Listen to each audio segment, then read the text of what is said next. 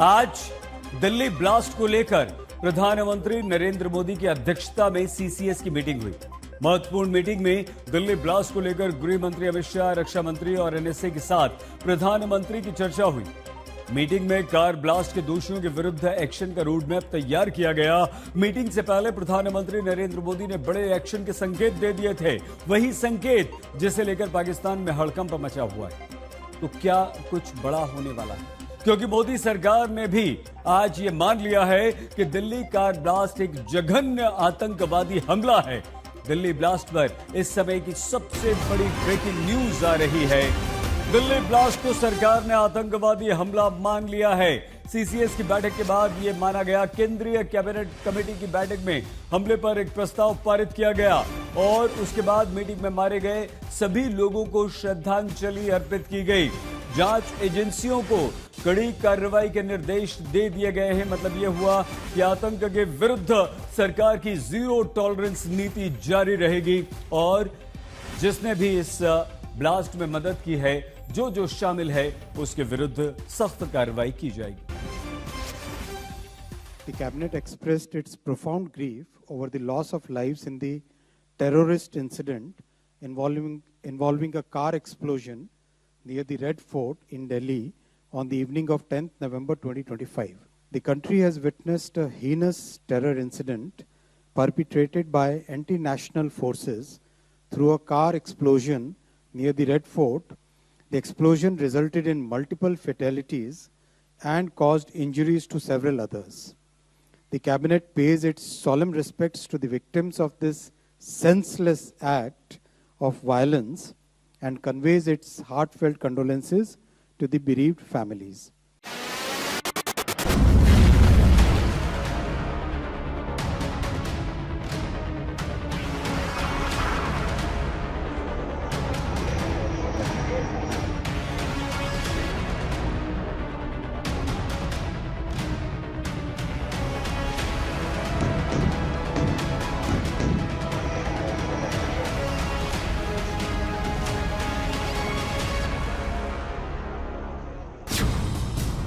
दिल्ली में पीएम मोदी की अहम मीटिंग।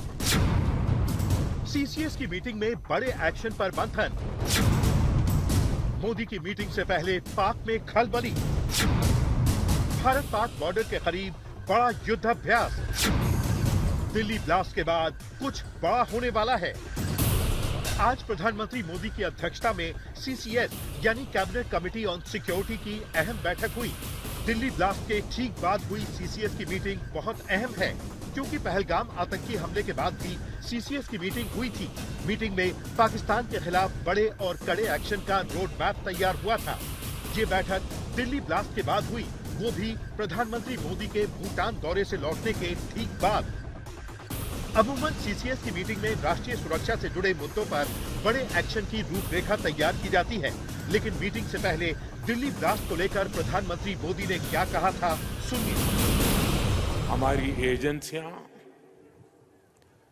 इस षड्यंत्र की तह तक जाएगी। इसके पीछे के षड्यंत्रकारियों को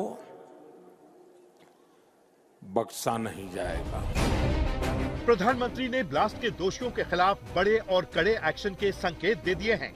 ये वही संकेत हैं जिसने पाकिस्तान की नींद उड़ा दी है। सीसीएस की मीटिंग से पहले ही पाकिस्तान को ऑपरेशन सिंदूर पार्ट 2 का डर सताने लगा है।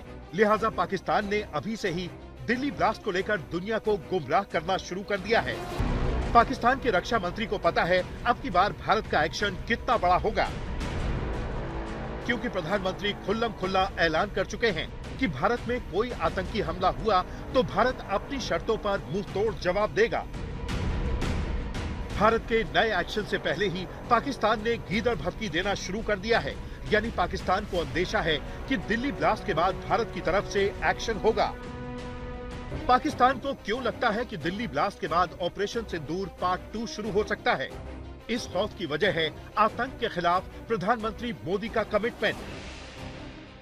भारत पर आतंकी हमला हुआ, हम अपने तरीके से, अपनी शर्तों पर, अपने समय पर जवाब देंगे। दिल्ली ब्लास्ट के तार एक बार फिर आतंकी संगठन जैश ए मोहम्मद से जुड़ रहे हैं, क्योंकि दिल्ली ब्लास्ट की साजिश में शामिल आरोपियों के जैश से रिश्तों का खुलासा हो चुका है।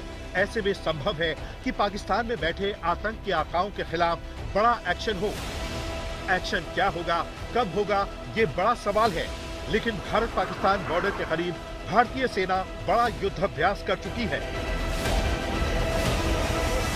दिल्ली में लाल किले के पास हुए धमाके के बाद पूरे देश में सतर्कता है। वहीं इस वक्त हम आपको ले आए हैं भारत और पाकिस्तान सीमा के नजदीक जैसलमेर के रेगिस्तान में, जहां भारतीय सेना, नौसेना और वायुसेना मिलकर कर रही हैं एक्सरसाइज त्रिशूल। एक्सरसाइज त्रिशूल के अंतर्गत होने वाली मरुज्वाला एक्सरसाइज में हम देखेंगे कि किस तरह भारतीय सेना अपने टैंक्स, अपनी आर्टिलरी, अपनी ड्रोन्स की क्षमताओं को परखती और दिखाती है। आप देख सकते हैं, यहाँ टैंक हैं, यहाँ लड़ाकू हेलीकॉप्टर हैं, यहाँ पैरा कमांडो हैं। ऑपरेशन त्रिशूल की तरह भारतीय सेना की रुद्र ब्रिगेड ने भारत पाकिस्तान बॉर्डर के करीब एक बड़ा युद्धाभ्यास किया है। भारत पाकिस्तान सीमा पर आप देख रहे हैं एक रियल टाइम युद्धाभ्यास, जहां पर भारतीय सेना दिखा रही है अपने युद्ध का कौशल भी और पराक्रम भी। यहां पर एक ऐसी सिचुएशन क्रिएट की गई है जहां पर आपको दिखाई दे रहे हैं दुश्मन के बंकर्स, और उन पर प्रहार करते हुए सीधे इस बैटलफील्ड में आ गए हैं भारतीय सेना के टैंक। T-90 भीष्म टैंक के साथ साथ आसमान में उसकी एविएशन पावर है, और अपाची हेलीकॉप्टर जो इस बार आप देख रहे हैं पहली बार इंडक्शन के बाद इस युद्धाभ्यास का हिस्सा बन रहे हैं।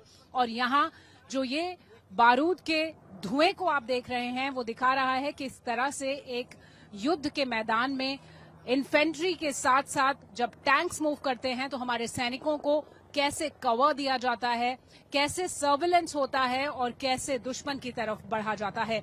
तो ये एक कंबाइंड युद्ध की प्रैक्टिस है जहां पर आप संयुक्त ताकत देख रहे हैं भारतीय सेना की। अगर युद्ध हुआ तो दुश्मन सेना के बंकरों को चुन चुन कर तबाह करने की पूरी तैयारी है। यही नहीं, सेना ने दुनिया के सबसे घातक ड्रोन के साथ युद्ध का पूरा रिहर्सल किया है, यानी दुश्मन के ठिकानों को कैसे ड्रोन से तबाह किया जाएगा। पिछले कई दशक से भारतीय सेना हेरॉन जैसे इजराइल से लिए गए ड्रोन्स का इस्तेमाल करती है, लेकिन पिछले कुछ सालों में ड्रोन की क्षमताओं में इजाफा हुआ है, उसका आकार छोटा हुआ है, उसके रोल्स बढ़े हैं, और खास तौर पर ऑपरेशन सिंदूर के बाद ड्रोन्स के प्रोक्योरमेंट पर बहुत तेजी से काम किया जा रहा है। चाहे वो फर्स्ट पर्सन व्यू यानी FPV ड्रोन्स हो, कामिकाजी ड्रोन्स हो, सर्वेलेंस ड्रोन्स हो, लॉजिस्टिक्स ड्रोन्स हो, इन सब के प्रोक्योरमेंट को इमरजेंसी प्रोक्योरमेंट के तहत किया जा रहा है। अगर आतंक के ठिकानों पर सीक्रेट ऑपरेशन को अंजाम देना पड़ा तो उसकी भी पूरी तैयारी है। पैरा कमांडोज की टीम दुश्मन के इलाके में घुसकर दहशतगर्दों के ठिकाने पर कहर बरपा सकती है।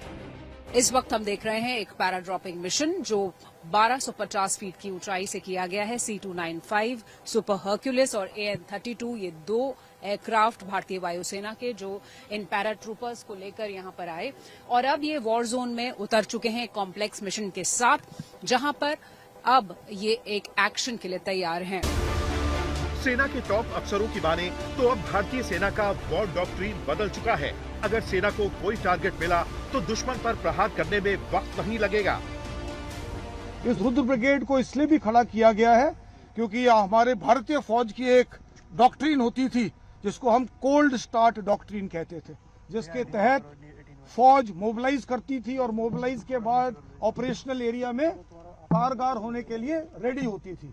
परंतु अब समय आ गया रुद्र ब्रिगेड के साथ कोल्ड स्टार्ट डॉक्ट्रिन को कोल्ड स्ट्राइक डॉक्ट्रिन में तब्दील करने का। दुश्मन के मंसूबों को मिट्टी में मिलाने के लिए सेना तैयार है, उसे बस ऑर्डर का इंतजार है।